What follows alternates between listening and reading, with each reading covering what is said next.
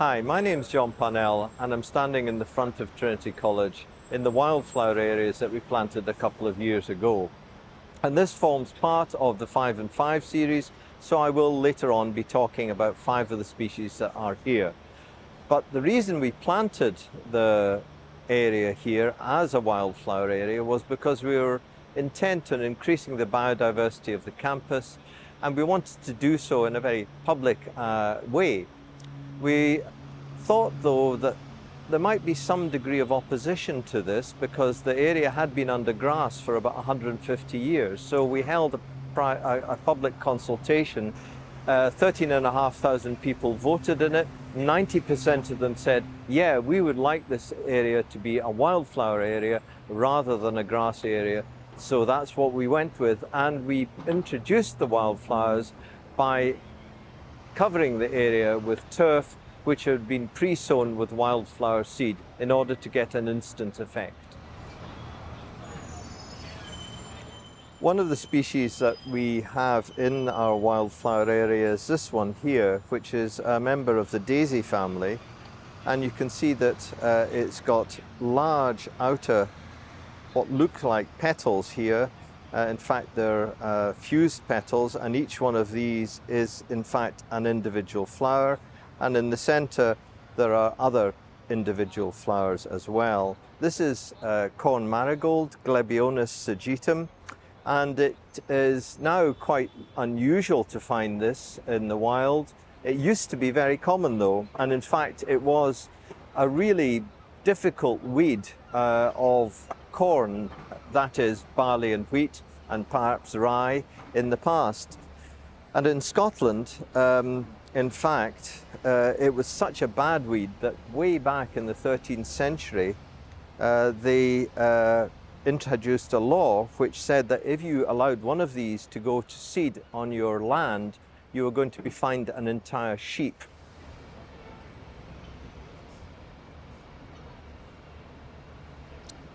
This is Achillea millefolium, commonly called yarrow. I have no idea, to be honest, why it is called yarrow, but Achillea millefolium makes sense. It's named after Achilles, the Greek hero, and millefolium means 1,000 leaves. Now, actually, this leaf here, which you can see, isn't 1,000 leaves. It's not even 100. It's 1, but it's highly divided up.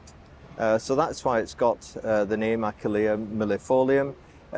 It's named after Achilles, the Greek hero, because he is supposed to have used this as a way to staunch his wounds at the Battle of Troy, and it was used as wound dressing by many people, even recently. It's also been made into tea. You can use that as a refreshing tea. And it's supposed to bring good luck as well. At least in Ireland and Scotland, it's supposed to bring good luck. But in Wales, it's apparently a sign of extremely bad luck. So people's view on it varies. This is Papaver rheus, and it's a poppy, as you can see. And we've got both the flowers here, which seem to be very attractive to bees, and also the fruiting heads here. There are 3 poppies which are pretty common in Ireland, and this one is very easy to recognize because it's got hairs on the stem which stick out. The other 2 don't have that characteristic, though they will also have red flowers. This is Agrostemmer gathago, which is corn cockle. It used to be a very common weed of rye, wheat and barley fields, and it was a problem because the seeds are about the same size as the seeds of wheat and barley and could get into the flower because you couldn't easily distinguish them. And once they got into the flower and were ground up, there was an issue because the seeds produce a toxin. So obviously you didn't want these plants growing in the wheat or barley fields. But increased use of good seed cleaning techniques has made this a very, very rare plant indeed in Britain and Ireland. In Ireland, it's actually a very old introduction, probably introduced sometime about 500 BC or so. So it's not actually a native plant at all. It's an archaeophyte, a plant that came in with humans and their cultivation.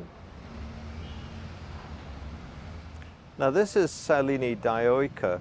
It's in the Caryophyllaceae family.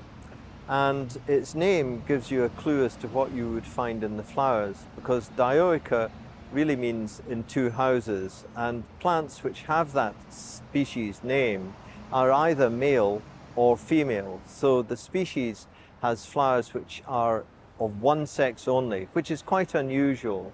But there are a few species in Ireland which do that. Nettle, for example, is called Urtica dioica. So whenever you see dioica in a name, you know that you're going to find either only male or only female parts in the flowers. And if we look closely at the flowers here, we'll find that they've only got anthers, only got the male parts. It's interesting too to think a little bit about what that means for the plant, because the male plants and the female plants are doing very different things, and they also look quite different, not only in their flowers, but in their bodies as well, just like male and female animals do. Well, I hope you've enjoyed this 5 and 5 episode. I think there's one more thing to say, and that is that we're not trying to recreate a natural ecosystem here, a natural meadow. What we are doing is gardening in a different way, and we've done that in a number of sites in the campus, and I hope that you too, if you have a garden, will think that this is something that you could do just as well in your space.